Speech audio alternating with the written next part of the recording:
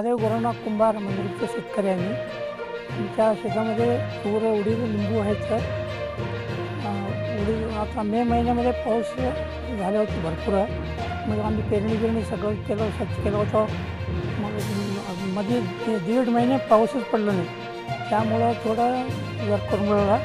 मग पुढं एक पाऊस लागलेला, पाऊस सोडून झाला अजून. त्या उडीद सगळ्यात पाण्यामध्ये गेलेलं आहे.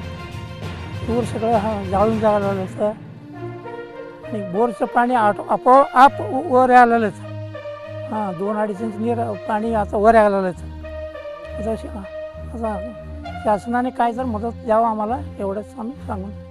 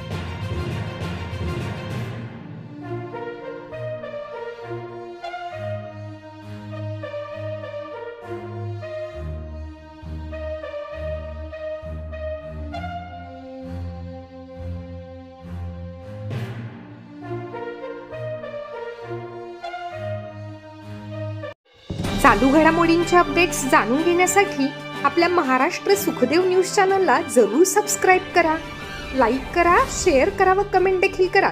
बेल आयकॉनवर प्रेस करा व नोटिफिकेशन्स मिळवा.